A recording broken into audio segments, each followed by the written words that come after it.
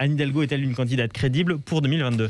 Eh bien, pour le moment, c'est pas franchement l'avis des auditeurs de Sud Radio, puisque vous avez, ça a bougé. On était à 95, on est passé à 94% à dire non. Avec nous, Luc Gras, politologue. Bonsoir, Luc. Bonsoir. On était avec Frédéric Dabi de l'IFOP il y a quelques minutes pour la popularité du président de la République et du Premier ministre. Il y a 5 mois pile, début octobre, un sondage IFOP fiducial pour Sud Radio et CNews pour la présidentielle donnait les scores suivants pour les potentiels candidats issus du Parti socialiste. 4% pour Olivier Faure, 5% pour Ségolène Royal, 7% pour François Hollande et 9% pour Anne Hidalgo.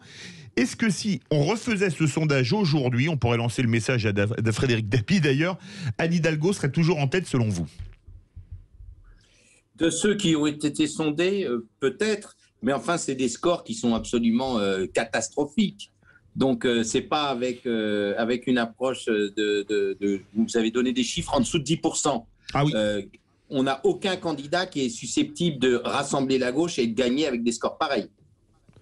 Michel Pouzol, vous qui connaissez bien Anne Hidalgo, qui connaissez bien le PS, qui connaissez bien la gauche. Je connais bien la gauche, je connais bien le PS, je connais un petit peu moins Anne Hidalgo, que j'ai croisé à 2 ou 3 reprises, qui est une femme qui a des qualités remarquables, qui est une femme qui a des convictions aussi. On peut être d'accord ou pas avec elle. Elle a les reins aussi assez solides, parce qu'elle s'en prend quand même beaucoup à Paris.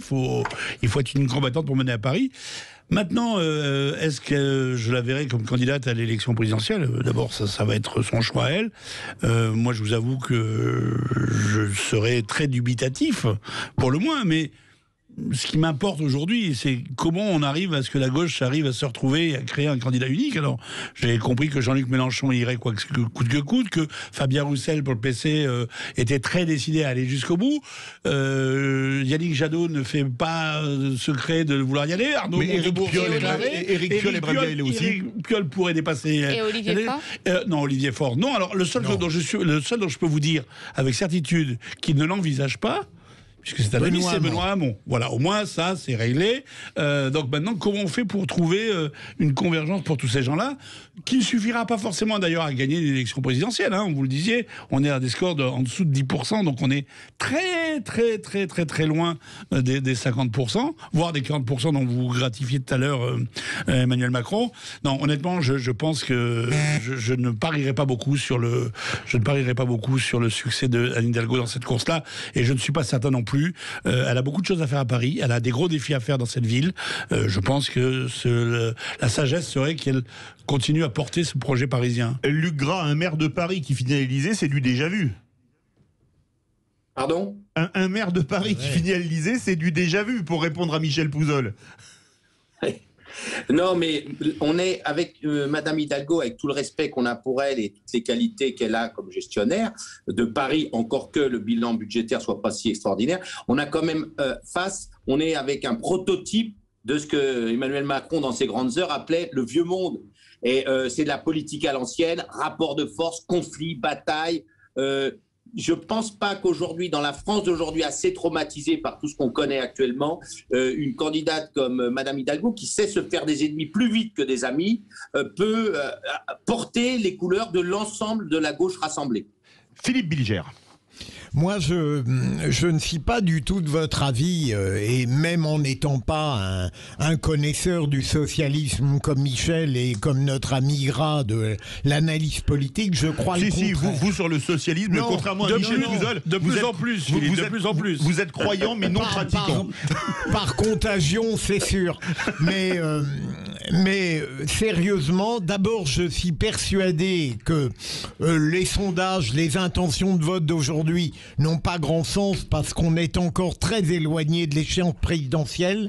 Deuxième élément, je suis persuadé qu'Anne Hidalgo prépare sa candidature et on a évoqué il y a quelques jours l'existence d'une plateforme dans la presse, ça n'est pas indifférent.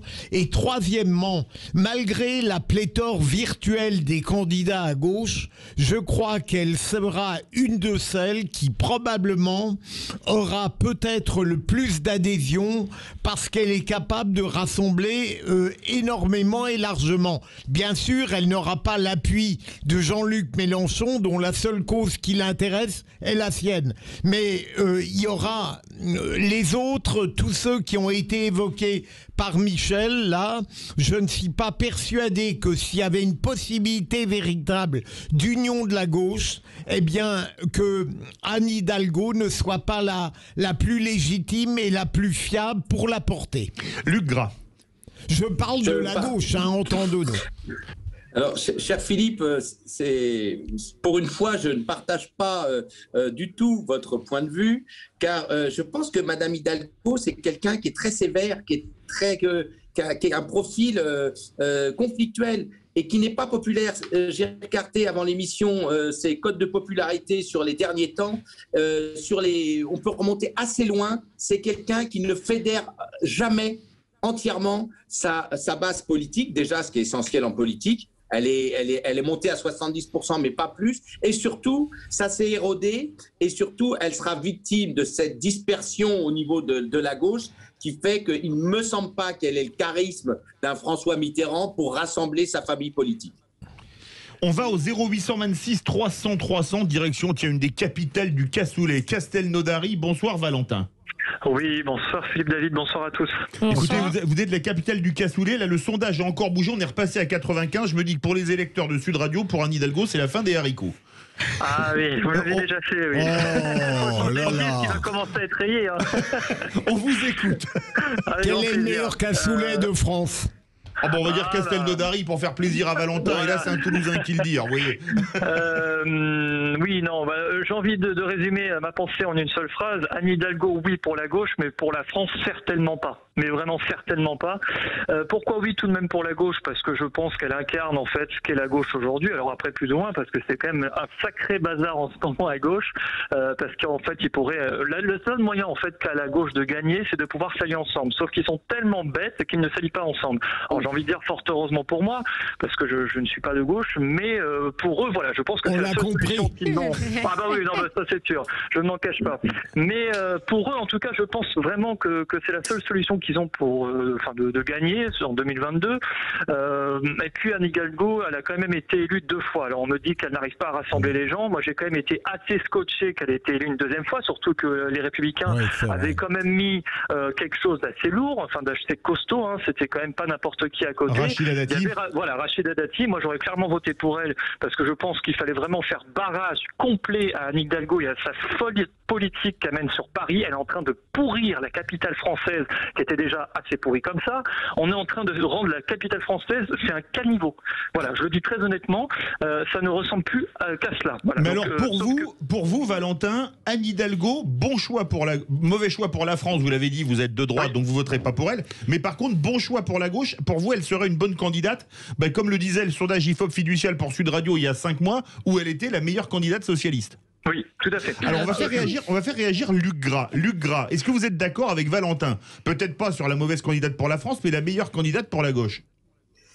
Je ne suis pas certain, parce qu'il y a d'autres noms qui n'ont pas été évoqués. C'est une présidentielle qui va être très incertaine. Il n'y a plus de leadership avéré, ni à droite, ni à gauche. Donc la jurisprudence Macron, entre guillemets, peut très bien revenir. Il y a des candidats qui peuvent apparaître au dernier moment. Et Madame Hidalgo, elle a son côté un peu rigide, un peu pas très humain au contact, qui fait que, à mon avis, je prends un exemple. Une candidate, encore eût-il fallu qu'elle parte à l'élection, mais une Taubira, elle a à gauche une cote de popularité qui peut être largement au niveau de Madame Hidalgo, par exemple. Moi, je pense que Madame Hidalgo, elle manque de ce charisme pour rassembler la gauche. Maintenant, l'intervention de l'auditeur, elle est assez sarcastique d'une certaine manière, parce qu'il se dit de droite, il dit que ce serait une excellente candidate pour la gauche. Stella, vous posez une question, mon cher Luc. Oui, et également à Michel, parce qu'ils connaissent bien la gauche. Il est docteur S-gauche. Qu'est-ce que vous pensez de la candidature de Ségolène Royal? Alors, moi, je vais répondre d'abord sur ce qu'on vient de dire sur Elle en rêve. Sur Anne Hidalgo. Déjà, en précisant une chose, rappelez-vous que 1 an et demi avant l'élection de 2012, François Hollande était à 3% dans les intentions de vote. 3%. et il y avait un tapis rouge déroulé devant Strauss-Kahn. Je vous rappelle là, que il y a eu un accident industriel. Oui, mais je vous rappelle que lors de la dernière élection présidentielle, avec 3%. Non, mais lors de la dernière élection présidentielle, si tout s'était passé comme on nous l'annonçait, c'était François Fillon qui rentrait à l'Élysée assez tranquillement. On a vu que l'histoire en a décidé autrement. Donc, deuxième accident industriel. Oui, mais méfions-nous des dérapages des accidents industriels. Je trouve qu'ils se répètent assez fréquemment au moment des élections présidentielles. Donc ça, c'est la première chose. Deuxième chose, vous le disiez, moi, effectivement, j'ai appelé de mes voeux, mais modestement, et je ne suis même pas sûr que, là, pour le coup, ce soit la parole de génération, même si on a beaucoup d'affection pour elle. Mais oui, je pense que Christiane Taubira aurait une force beaucoup plus grande pour réunir la gauche. Gagner la gauche, c'est très difficile, mais pour la réunir, ça c'est sûr. Quant à la réponse pour Ségolène Royal, que j'ai soutenue il y a très longtemps quand elle était candidate au présidentiel, je pense honnêtement que c'est vraiment le monde d'hier et que la page doit se tourner et que si la gauche avec tout le respect que j'ai pour Ségolène Royal, si la gauche veut reconstruire quelque chose, ce n'est pas avec les formules d'avant-hier. Vous avez tous entendu Philippe Bilger. Alors, qui est un vrai royaliste qui veut réagir. Qui Christiane Taubira est le futur, mon cher Michel, je préfère largement la Ségolène du passé. Ça, j'ai bien compris, Philippe. Parce que maintenant, Gras et vous-même, pardon, j'ai oublié votre prénom, Frédéric. Luc, vous allez me plomber ma soirée en m'annonçant les virtualités prometteuses de Christiane Taubira. On n'est pas là, cher Philippe, on pour a donner préparé nos des impressions personnelles. On est là pour analyser la situation. Moi, je suis tout à fait d'accord avec ce qui a été dit avant. Chirac, en 94... prendre garde à moi, tout de même. Mais vous avez raison. C'est un élément à prendre en considération. Sérieusement, quand Chirac est candidat en janvier 95, il est à 12%. Donc c'est vrai qu'il peut y avoir une arrivée de dernier instant. Hollande s'est imposé parce qu'il y a eu le massacre avec Strauss-Kahn. Mais vous regarderez quand même qu'à chaque fois, ces candidats de la dernière minute ont une vraie porte, en tout cas, parce que moi je me rappelle très bien de l'attitude d'Hollande à l'époque, porte une dimension un peu sympathique, humaniste, comme Chirac, comme Hollande. Et pour gagner au dernier moment et faire un petit peu un hold-up, il faut quand même avoir cette capacité de séduction à ce jour qui n'existe pas chez Madame Hidalgo. Elle a quand même gagné contre la remplaçante de Griveaux, Madame Buzyn et Madame Dati. C'était quand même pas des adversaires du calibre de ceux qui seront à la présidentielle. Mais justement, est-ce que le vrai problème d'Anne Hidalgo, c'est pas de très bien parler aux bobos de Paris-Centre, mais aller dire que le diesel, c'est pratiquement criminel de rouler avec, à l'ouvrier agricole qui habite à Castel-Sarrazin et qui va travailler à Montèche, qui gagne le SMIC et qu'il n'a pas les moyens de se payer une voiture plus récente, là, ça va vraiment coincer. Alors ça, c'est d'autant plus vrai. Oui.